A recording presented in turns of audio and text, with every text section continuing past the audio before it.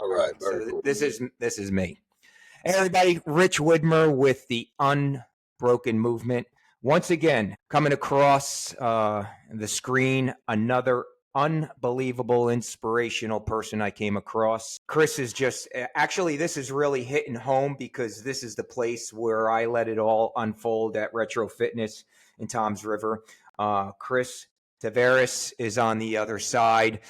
He is the man in charge as far as personal training. And when I got a chance to be able to get to know and chat, he gave me some insight, and it was truly inspiring. So as everybody knows, when I go through and come across people, whether it's social media feed or what have you, people that stop me in my track to inspire, because that's what it's about, people inspiring people. So I want to bust right in and hear his story on what he wants to share to be able to inspire the ones that's listening. And so, Chris, first, thank you very much for taking the time, having the courage and patience, because not everybody wants to get in front of their camera, and especially Sure. I would scratch my head that they wouldn't want to talk to me, but it's tongue in cheek, Listen, man. you know.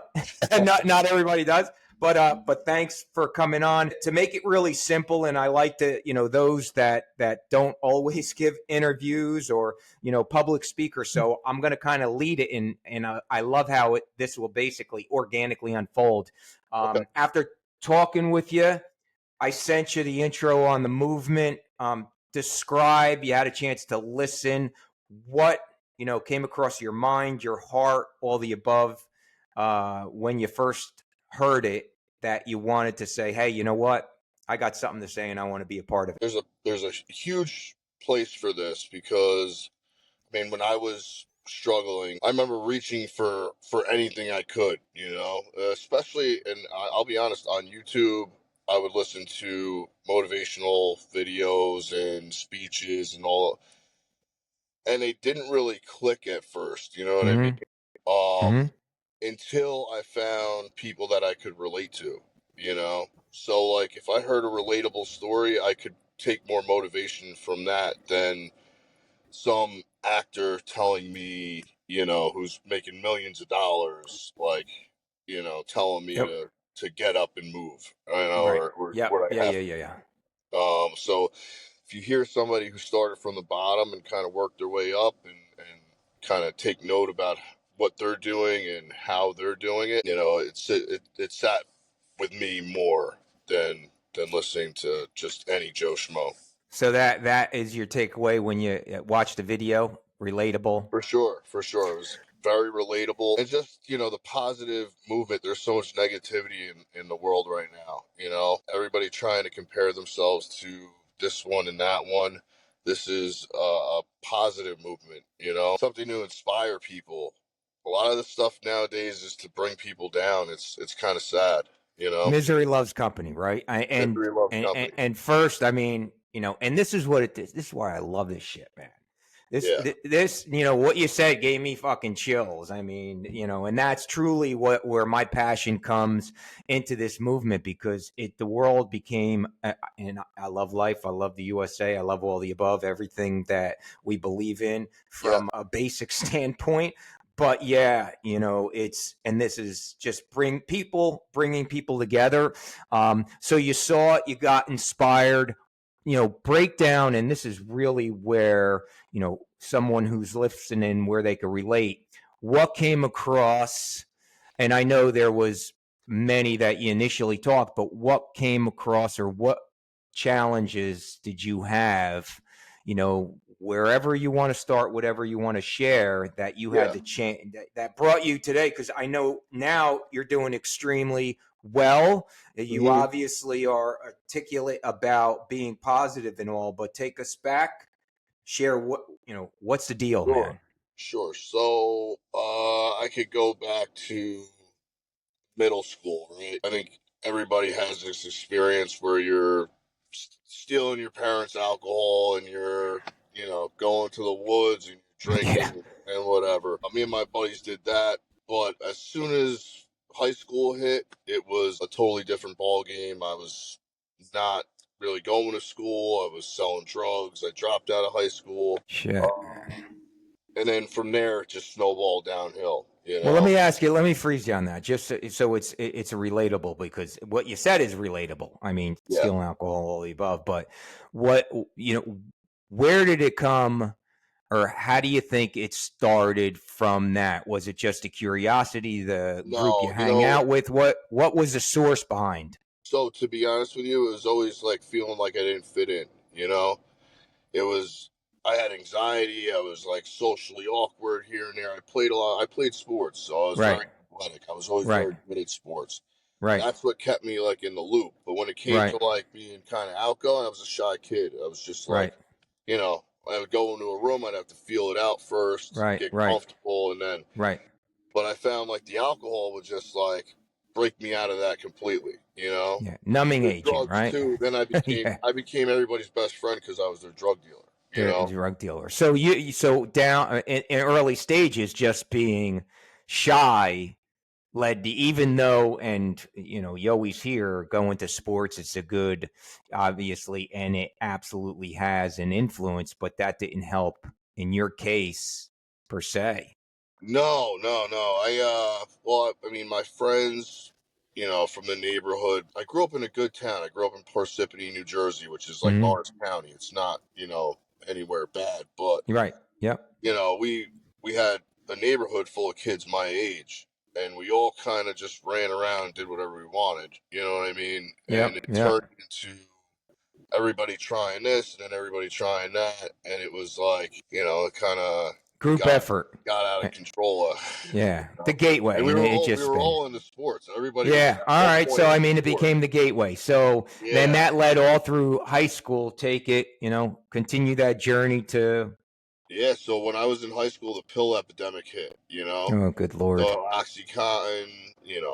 There's fentanyl lollipops and all Yeah. sorts of other shit going around. Yep. Yep. you know, I started selling the pills, and that just took off. It became an addiction in itself. Quick Lord. money, Yep. plus I was Yeah. getting high on my own supply, so I Yeah. was, Yeah. Yeah.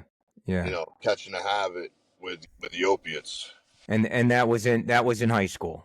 That was in high school, yeah. So anything seriously become of that, from Well, illness I or mean, listen, anything? I was 16. I was already smoking crack. I was hanging out with a bunch of older kids. We were taking rides to Newark, picking up drugs, partying all night, and I got arrested at 17. I was put on probation because of my first offense, but I got kicked out of my house. That's sort of the time when I dropped out of high school. So it was like I was couch surfing, Yeah. no Yeah. direction, I had no job. I was Right. just full of, partying and selling And drugs. this was in high school. I was just around the end of high school. I mean, the end of high school. So, from a potential, you know, successful athlete, just experimenting. Two paths we can go down. We always talk about it's like good or bad. In this case, you're either drugs or athletics, and you came down to your lowest. So your lowest point. How did it unpack? Obviously, you have an enormous amount of strength and courage, which really were down at the bottom. Did it get any lower before you talk about going up the hill? It got to a point where I was homeless in a homeless shelter, Chris, good Lord. sleeping outside. I slept underneath the lid of a dumpster for a little Yeah, while. I was begging for cigarettes and change, yeah, whatever I could get, at like, at train stations and stuff like that. So it got pretty bad. And then the worst was, I would go to rehab, I would come out, I would try to get clean, and then I would fuck up again. You know what I mean? good So it was Lord. like really up and down roller coaster for my Was whole. there any support? I mean, your family cut you Well, off? my family's great. Listen, my family. Did they cut you, or did they try? They tried to help. I mean, Yeah, lead a listen, horse to water, can't make them drink it. my dad's from the Dominican Republic, so he's a little different than my mom, right? My dad's very like stern. They believe, he didn't understand why I couldn't stop, like Right. Yeah, should yeah, yeah, yeah. mentally be strong enough Yeah, to yeah. stop type Yeah, thing. yeah, yeah. But he kind of wrote me off a little bit. He was always there, but he wrote me off. He was there because my mom stuck by my side kind of throughout the whole ride. Right. I mean, they would Right. get sick of me, they would kick me out, you know what I mean? But they'd always kind Hmm. of be there in the Right. background just in Yep. case I fell, which helped me and hurt me, to be honest with you, you Right. know. Right. Yep. But you know, if it wasn't for them, you know, I don't know where I'd be. I probably would not. With all the trying that they tried to help me, it finally stuck. But So like that, freeze that right now, because this is sure, critical. So I mean, my heart bleeds for a situation that comes in the heart. I truly believe you would agree, because you're living proof. That experience made you what you are today, making your mind extremely and able to share. So your lowest point, and you still had the support of your parents, but you weren't ready. It's always, old wrestling coach never dissipates from me. Lead a horse to water, can't make him drink it, right? No matter what. oh, So, that's 100% yeah, true. And to the point where I would go to rehab, get out, and the next day I would disappear. just to You know, start disappear. But your mother, family didn't give up yeah, on you. she You did gave up. not give up on me. And the lowest low was when I was living in Newark. I was getting high. I was using heroin intravenously, so I Good was not Lord, a man. drug user. Yeah, yeah. And I caught a really bad infection, and I didn't know what was happening, so I let it go Right, for a little while, right, and it turned into something called endocarditis, right, which is fatal most of the time. right. They caught it last second. Actually, they called Good everybody in. Lord. Since I was in the ICU, I brought to the Oh, hospital. brother. They called everybody in to say goodbye. So they had my friends and family My like heart coming bleeds, in. my People were. man. It was tough. It was My tough. my Even heart my tough to talk bleeds. about. You know. Dude, the strength you have, but the biggest thing, and I always say, your actions don't realize your actions, the effect on family that care about you, Oh yeah. especially mom and dad, if they're still in the picture, and all, or kids or so. So you're at that point. There is, and this is the light at the end. I'm talking to you. Praise the Yeah. Lord. I mean, I'm Yeah. talking to you. Still So we alive. know that it ended well, but that's your lowest point. Was that, and how old were you at that point, Chris? I was 29. So then, Okay, so this went on a long time, man. long time. Long time. Holy shit, long time. Yeah. And after that whole incident, like I'm still here. For the reason why I'm Yep. still here is because they did immediate open heart surgery and they replaced the valve in my God heart. Right. damn, So man. I have a Yeah. I have a metal mitral valve in my Okay. heart. Okay. That's keeping me ticking, literally. Keeping you ticking. Yeah. Okay. All right. Well, I praise the Lord for that. But that was the turning point you share. Was No, that the? No. no. Listen, Okay. even after that, Go, I still got high. dude. Oh So my it wasn't God. enough. And then it was finally like I think I was 32, right? So that's what I was 29. That's 3 years after I had the Couple surgery. more years of still beating the shit out of yourself. Couple more years of up and down.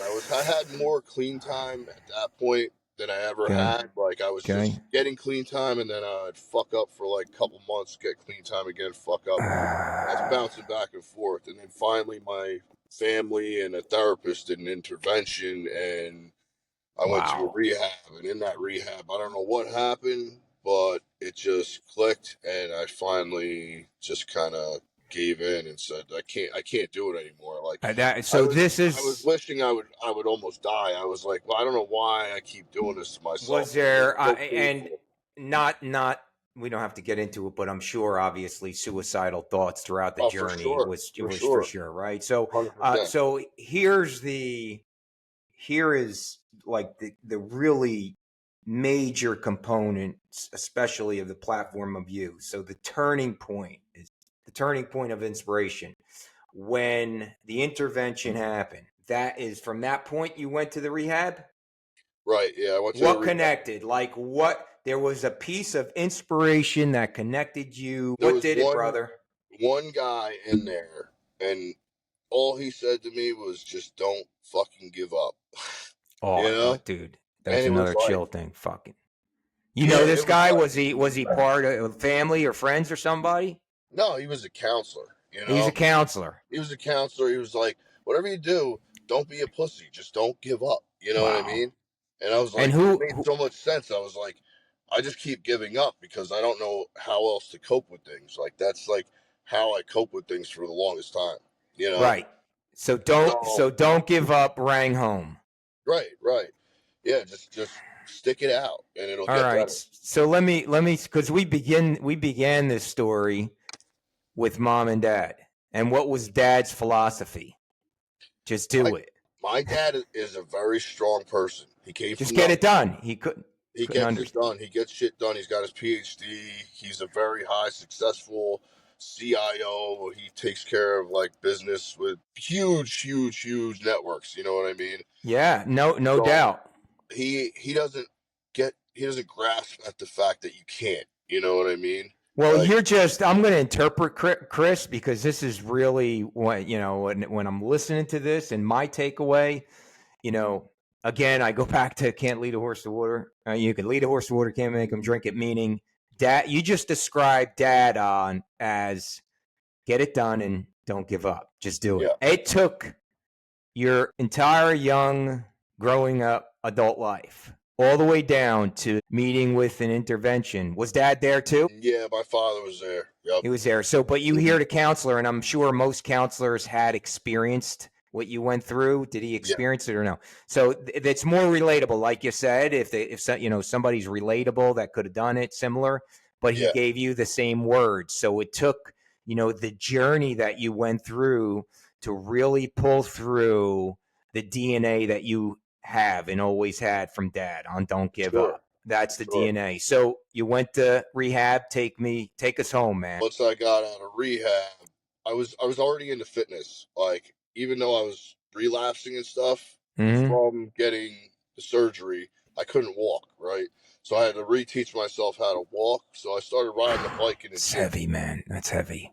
And from there, I kind of like fell in love with fitness. And my mom was already a personal trainer years before that. So I kind of fed off that. And then I just kept going. I got a job at a gym.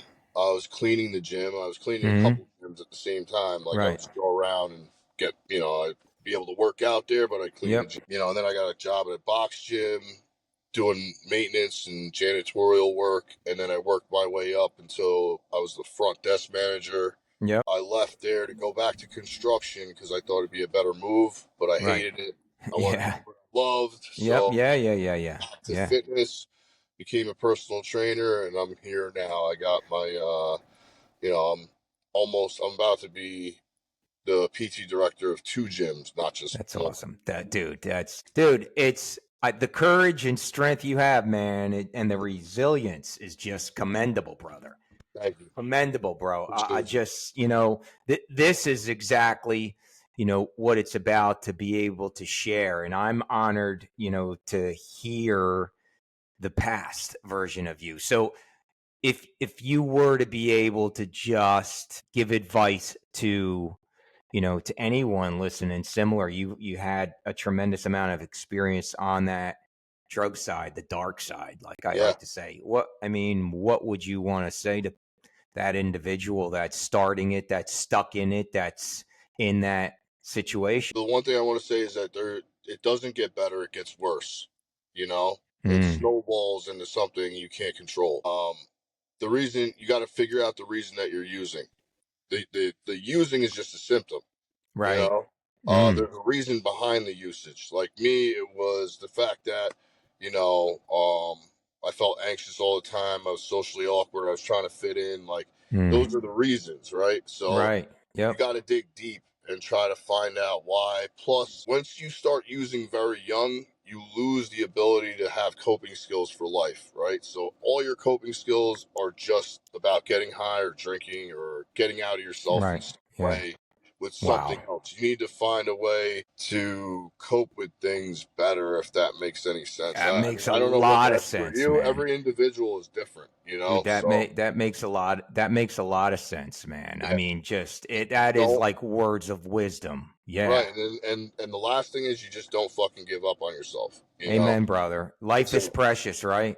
Life is precious. You only get Life is one. precious. You don't want Yeah, to be 80 years old regretting everything. If you make it to 80, if you're using drugs, and now, I mean, I know talking and seeing you all the above health wise, you're no looking back, feel good? Oh, no, Talk to looking me. back, I'm in the best shape of my life. I'm about to be 39. So Awesome. um, you Strong know, chapter. yeah. This is like the best chapter of my life right now, and I couldn't ask for anything better. I have a daughter, a beautiful daughter. Awesome, Uh, man. Everything in my life, I feel extremely blessed right now. So, Dude, that is awesome. Chris, thank you so much for coming on. Dude, the strength, courage, and desire, and truly showing what this movement's about of just never giving up. So I appreciate it tremendously for coming on and looking forward to seeing you obviously in the gym. But man, sure, anything at all that you need from me for support, I'm here, brother. But thanks sure. again. Appreciate it. Thank you for having me on. And I'm Chris Tavares, and I am unbroken. Awesome, man. All right. All right. Thanks, brother. All right. I'll see you, All right. Rich. All Bye. right. Take care, my man.